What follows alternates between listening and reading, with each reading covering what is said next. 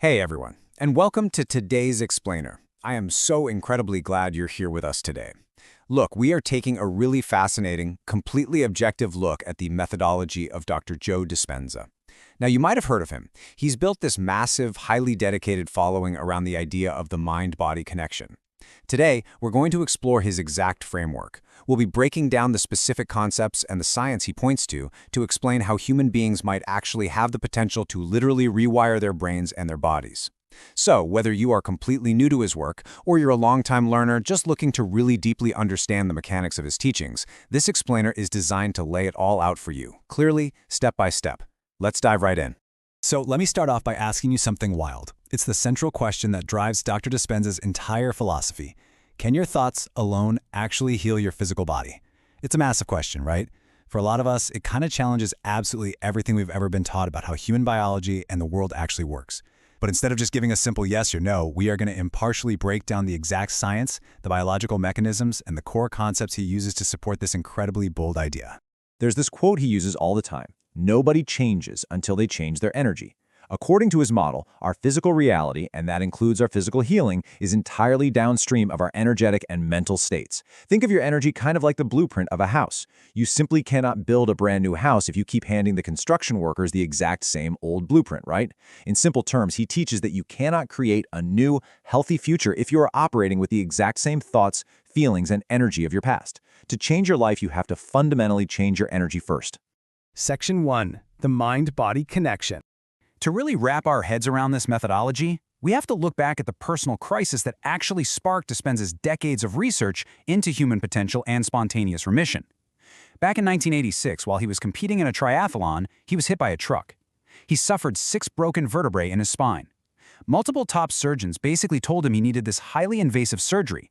They were talking about inserting long stainless steel rods right into his spine, and even then, they warned he might never walk again.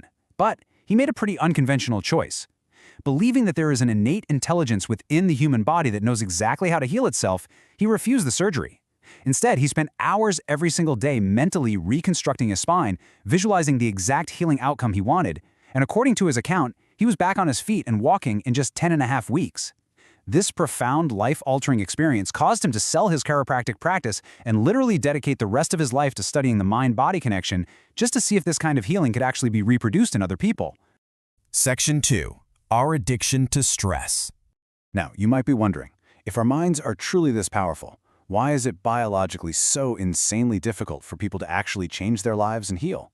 Well, Dispenza says it basically all comes down to stress. It is absolutely crucial to understand how our bodies were originally designed versus how we're actually using them today. Evolutionarily speaking, the stress response, that classic fight-or-flight system, was designed strictly for short-term survival. Imagine a T-Rex is chasing you. Your body dumps massive amounts of energy and chemicals into your system, so you can either run for your life or fight. And that is highly adaptive, for about 5 minutes. But today, we aren't exactly running from dinosaurs. We trigger that exact same biological emergency response just by sitting in bumper-to-bumper traffic, or, dealing with a grumpy coworker in the cubicle next to us. So what was once a highly adaptive survival tool becomes incredibly maladaptive, because nobody is meant to live in emergency survival mode 24 hours a day. And this right here is where the biological trap closes. Human beings are totally unique because we can turn on that stress response by thought alone. I mean, have you ever caught yourself picking a fight in your head or obsessing over a past mistake for literally no reason? Dispenza argues that your body is actually seeking its next chemical hit of stress. You can just sit there and think about your problems, and your brain produces the exact same biological effects as if the physical threat was right in front of you. This creates a really vicious loop. Your thoughts trigger stress chemicals, those chemicals give your brain and body a massive rush of energy, and over time your body literally becomes addicted to that chemical rush. So we end up subconsciously seeking out problems, like staying in a miserable job or a toxic relationship, just to reaffirm that familiar emotion of anger or guilt or fear. Your body essentially becomes its own unconscious mind, deeply conditioned to live entirely in the emotions of the past. Section 3. Rewiring the brain. So how do we actually break out of this toxic loop? Dispenza points directly to neuroplasticity, which is just the brain's incredible ability to reorganize itself by forming new neural connections. Let's look at a fascinating real-world example he frequently cites to show how his students actually break the cycle. The famous piano rehearsal experiment. Researchers took a group of people who had never played the piano in their lives. Group A was taught these simple one-handed chords and practiced physically for 2 hours a day for 5 days. Naturally, their brain scans showed they grew new neural circuits. No surprise there. But Group B, they didn't even touch a piano. They simply closed their eyes and mentally rehearsed playing those exact same chords for the exact same amount of time. And guess what?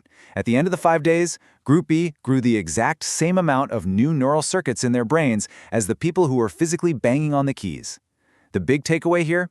When you are truly, deeply present and focused, your brain literally does not know the difference between a real physical experience and a profoundly focused mental rehearsal. And this brilliantly illustrates why mental rehearsal is absolutely critical in its methodology. Normally, your brain is just a record of the past, wired together by all your previous historical experiences.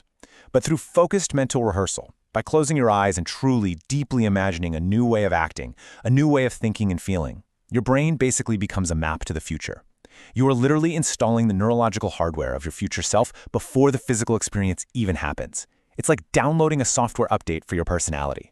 Now, this rewiring doesn't just stay stuck up in your brain. It impacts your entire body on a cellular level through a field called epigenetics. According to the research Dispenza highlights, genes themselves don't actually create disease. Instead, it is the environment that signals the gene to express health or illness. And here is the real kicker.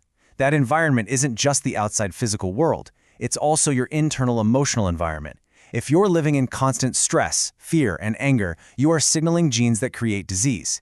But if you mentally rehearse and elevate your emotions to things like joy and gratitude, you are signaling new genes in completely new ways, essentially giving your body the direct instructions to heal. Section 4. Heart and Brain Coherence. To truly escape that nasty cycle of stress, Dispenza proposes entering what he calls the generous present moment, which helps build towards something called coherence. This requires a really profound mental shift, where you have to stop obsessing over your 3D reality. You actually have to take your attention off your physical body, shifting from being somebody to nobody. You take your attention off your environment, forgetting your cell phone, your car, your physical location, going from somewhere to nowhere. And you stop stressing about the predictable future or that familiar past, going from sometime to no time. When you disconnect from all of that physical stuff, he says you arrive as pure awareness, just pure consciousness, entering what he describes as the quantum field. That is where true change can happen, totally free from the normal limitations of time and physical matter. According to Dispenza's model, when you reach this beautiful state of calm, a literal chemical cascade goes off in your body. He teaches that by escaping those harsh stress hormones, it allows your heart to release oxytocin, which you've probably heard of as the love chemical or the bonding hormone. That oxytocin then signals nitric oxide, which in turn signals something called endothelial-derived relaxing factor. Now, I know that sounds super technical, but what it means is it physically causes the vessels in your heart to swell up.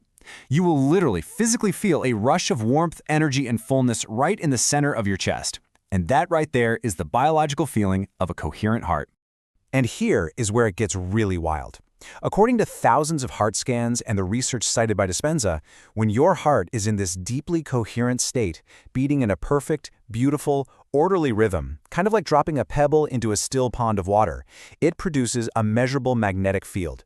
And this field extends up to 3 meters wide, completely around your body. You are no longer living in this tight, constricted state of survival. Instead, you are literally broadcasting a completely new, elevated energetic signature out into the world around you. Section 5. A Formula for Change. All right, so we've covered the big concepts in the science, but how do you actually do this stuff? Dr. Dispenza provides a really clear, practical daily formula for change that anyone can follow. First, you must wake up with a clear, conscious intention for the day. Second, and this is a big one, you have to interrupt your predictable automatic morning routine. If you wake up, roll over, immediately check your phone, read the news, and start thinking about your problems, you are instantly living in the past. You got to stop doing that.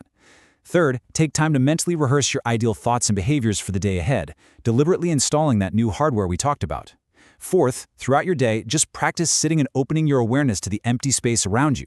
Doing this naturally lowers those high-stress brainwaves. And finally, end your day with 10 minutes of profound, deep gratitude. Now, why gratitude?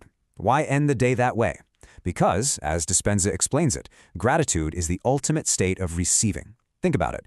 Normally, you only feel grateful after someone hands you a gift, or after a really good event happens to you. So if you can cultivate a profound state of gratitude before the physical event actually occurs, your body literally interprets that emotion as a signal that the desired healing or the positive event has already happened. You are emotionally teaching your body that the amazing future you want is actually happening right now. To wrap up our explainer today, I want to leave you with a really powerful, provocative question straight from Dr. Dispenza. When you wake up tomorrow morning, before your feet even hit the floor, before you touch your phone, just ask yourself this: what is the greatest ideal of myself that I can be today? By simply pausing to genuinely answer that question, you are taking the very first step toward breaking the habit of being yourself and stepping into a completely new reality. I really hope you found this breakdown of Dr. Joe Dispenza's methodology helpful, objective, and inspiring. If you enjoyed this clear, focused format, please make sure to hit that like button, share this with a friend, subscribe to the channel, and hey, leave a comment down below with your own thoughts on the mind-body connection. Keep learning,